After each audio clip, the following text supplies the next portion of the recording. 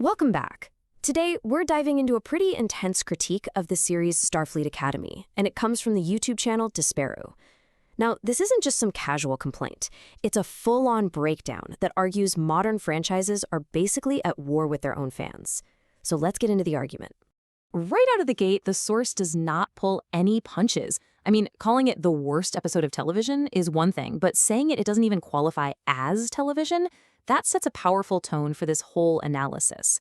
The argument is that it fails on the most basic, fundamental level of storytelling. So the critique starts by really zeroing in on the creative side of things. The source claims the show is just plagued by what it calls incoherent writing and, well, a real lack of a compelling story you can actually follow.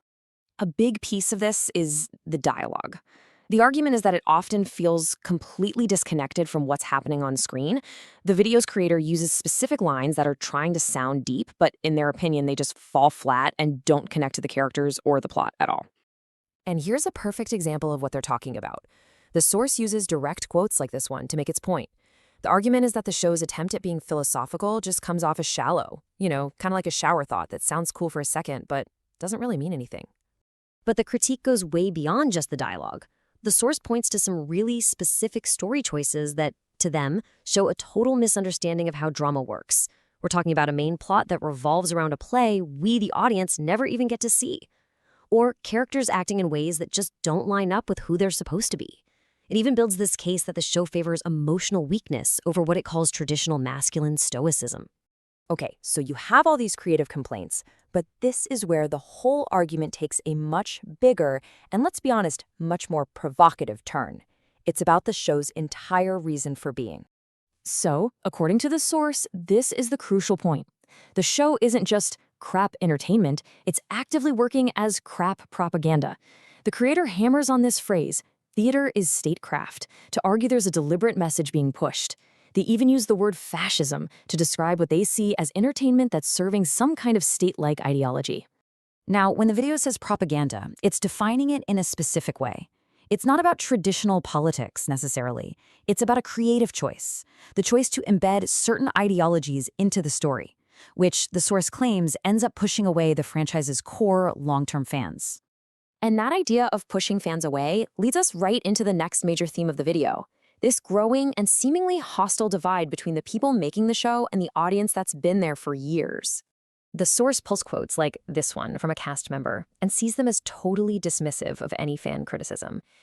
The video basically frames these comments as proof that the creative team doesn't see fans as customers to be served, but more like enemies. And then the source hits back with this sarcastic reply. It's a rhetorical question, right? It's meant to point out how absurd it seems to be hostile to the very people you should be trying to connect with. The video really lays this out as a fundamental clash of values. You have what it calls the old Trek way of doing things on one side, and on the other, the new Trek approach, which it argues is the complete opposite of what made the original franchise so successful in the first place. So we've covered the creative arguments, the cultural ones, but now the critique zooms out even further. It gets into the cold, hard business realities that are facing not just the show, but the whole franchise, and maybe even the entire industry. The source asks this question in a very real-world context, a potential merger between Paramount and Warner Brothers. And that brings up a huge question. What's new corporate leadership going to do? Are they going to stick with the current plan, or are they going to pivot completely? The video lays out its business case piece by piece. It argues that creative choices, like not even planning for a satisfying series finale in case of cancellation, show a self-interested mindset that just ignores the audience. You combine that with claims of low ratings, and the source paints a picture of a franchise that's in some serious financial trouble. If you want a single image to sum up the whole business argument, this is it.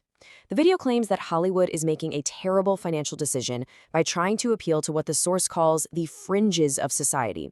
It even puts its own numbers on it, claiming this is just a tiny 1.5% of the population, while ignoring what it defines as the massive 98.5% majority. This quote really just boils the entire argument down to one thing. It frames the whole situation as a fundamental business choice. Is it about niche ideological appeal? Or is it about mass market profitability? It's a pretty stark question about who modern entertainment is really being made for. And that leaves us with this final, very provocative thought. The critique suggests that the problems it sees in this one show aren't just about that show. They're symptoms of a much bigger identity crisis happening in entertainment today. So the final question this analysis leaves us with is a big one. Can these massive franchises even survive if they don't rethink who their audience actually is?